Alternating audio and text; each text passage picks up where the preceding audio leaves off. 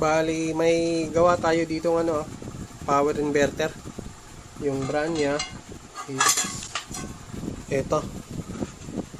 Yan, TB 2000 watts. Ang problema ng inverter na to is wala tayong output. So, tinanggal natin yung output. Tsaka ito yung output niya. Kung nakikita nyo, kaya yung iba nahihirapan sa gawa ng ganito kasi nga halos lahat ng pyesa rito is nakaburado yan. Burado yan, pati doon. Burado din dito. Yan ang makikita nyo. Yung maliban dito, hindi burado. Pero yung mga main parts niyan, burado. Pati yung parts dito yan, sa SPWM, burado yan. Yung mailan-ilan lang, pati dito sa PWM side din, yung isa dyan, ito, burado din. Gawa nga ng binubura yan kasi nga, para hindi masyadong ma-repair yung mga ganito. Ang problema lang sa mga ganitong unit, madali lang naman itong ayusin kasi dalawa lang naman medyo kalimitang nasisira dito is itong MOSFET type na driver natin sa inverter at saka yung output ng inverter. Yun lang yung kalimitang nasisira dito at saka yung ibang maliliit na pyesa yan. Tingnan nyo rin para baka sakaling may sirang pyesa, no? Papakita ko sa inyo paano mag-test ng ganito. Halos lahat ng paa niyan ng base ng gate. Lahat ng paa ng gate, kung meron kayong oscilloscope, makikita niyo yan, lahat may signal yan. Pero dito sa output, dalawa lang ang sa ganitong model, dalawa lang ang may signal. Isa dito sa gitna, yung dalawa lang. Yung magkabilaan, walang signal yan. So, pakita natin.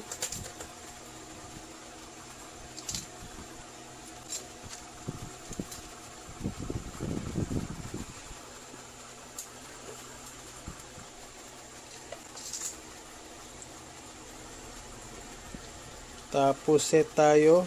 Yun. Yan. Tapos on natin. Nandyan yung oscilloscope. Tingnan yun lang.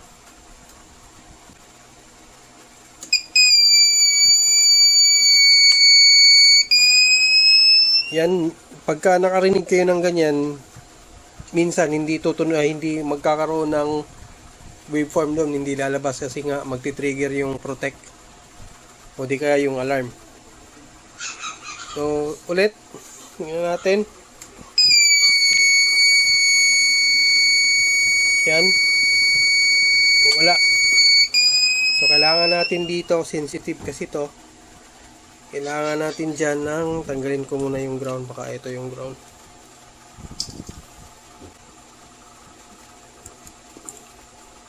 So, ulit. Pagka may na-sense kasi dyan, hindi siya magtutuloy doon.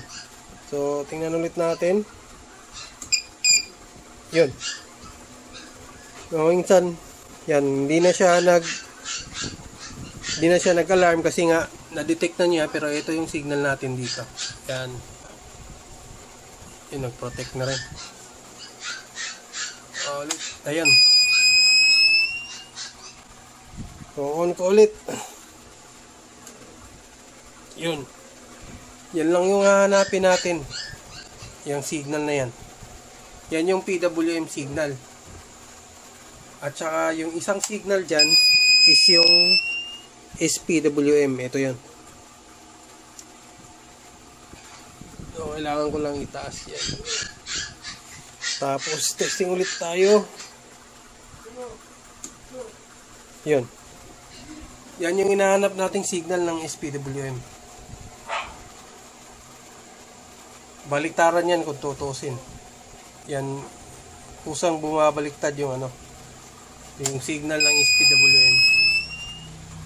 On ulit natin.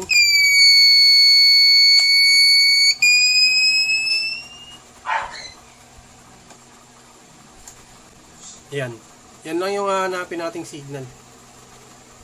Yan yung SPWM signal natin. Tapos dito naman sa kabila, hanap lang tayo ng ground.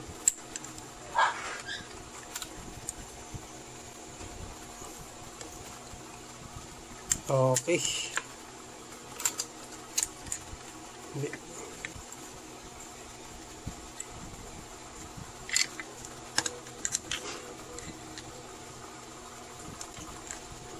Yan.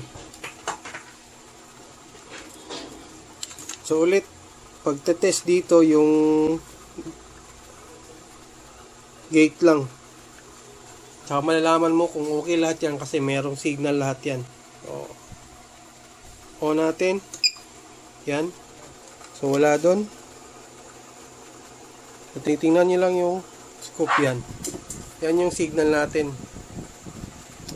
Balik ko lang ano.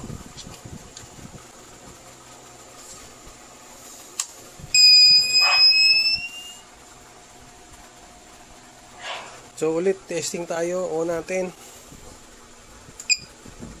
Yan. Tapos auto natin. Yan. Yan lang yung hanapin nating signal sa battery side ng MOSFET. Lahat yan dapat ganyan yung signal. So on ulit. Yan. So kailangan yan sa bawat MOSFET, kailangan may signal doon na ganun para tama yung pagre-repair nyo. Bali ngayon, ang gagawin ko na lang dito is palitan ko na lang ng pyesa yan. Tapos pakita ko na rin yung diagram nito. Board view. Ayan yung board view natin ni TBE. Tayin ko lang yung ilaw niyan. Hindi na. Hindi ko mapatay.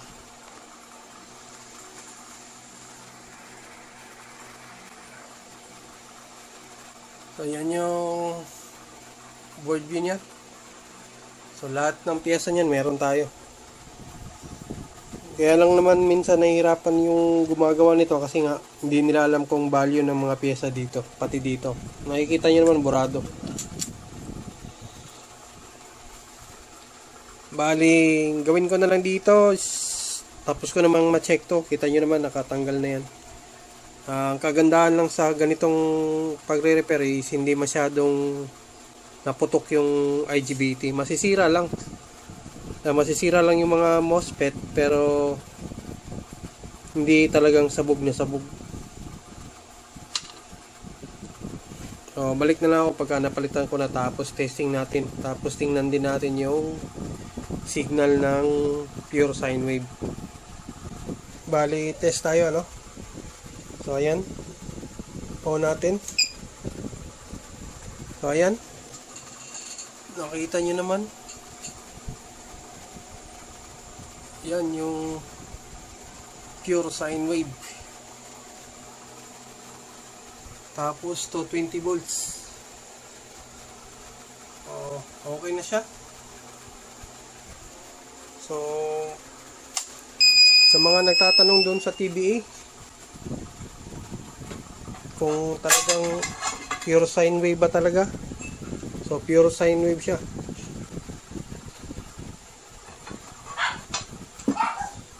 May ginawa ako ditong diagram sa lang sa output side nung 220 ano. So ayan, may ginawa tayo diyan. Kung nais yung gustong kumuha niyan, mag-PM lang sa akin para maibigay ko yung diagram. Dito lang banda yan. Saka ako nagagawa nung dito.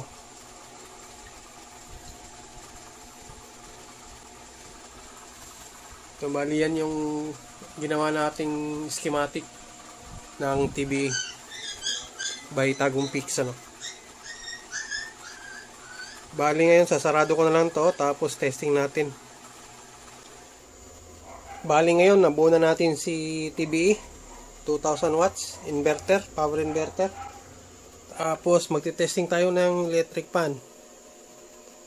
Itong gagamitin natin electric fan yan. Tapos saksak natin dito sa outlet muna para malaman nyo. Yan, gumagana yan, 220. motor type ang gagamitin natin para kung sakaling bumigay ito, edi wala sa mahinang klase pagka bumigay ng mga electric pan. Kasi kalimitan sa mga power inverter nasisira sa mga electric pan. Pero pagka pure sine wave naman, wala namang problema. So nakita naman natin to, pure sine wave naman. On natin. So ayan.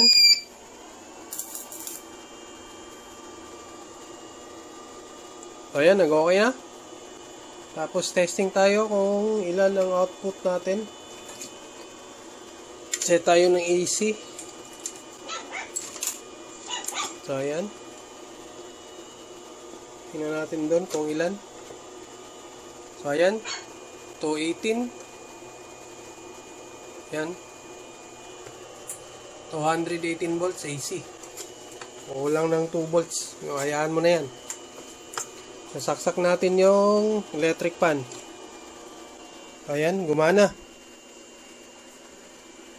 So, bali, okay. Ayan, malakas pa rin. So, bali, buo na yung natin. Tapos, subukan nating patayin. Ayan. So, ayan, nakapatay.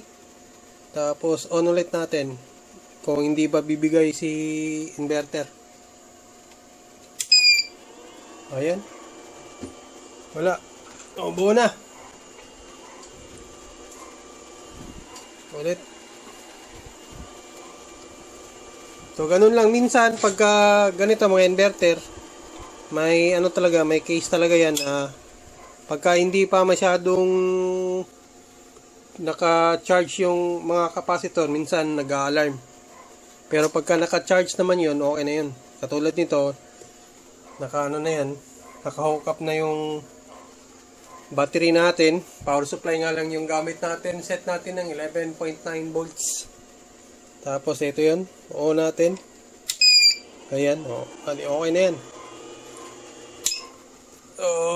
Maraming salamat ulit sa panonood, no? Kita-kita ulit tayo sa next video. Marami pa tayong gagawin ng mga ganito. Hanggang sa muli ulit. Maraming salamat.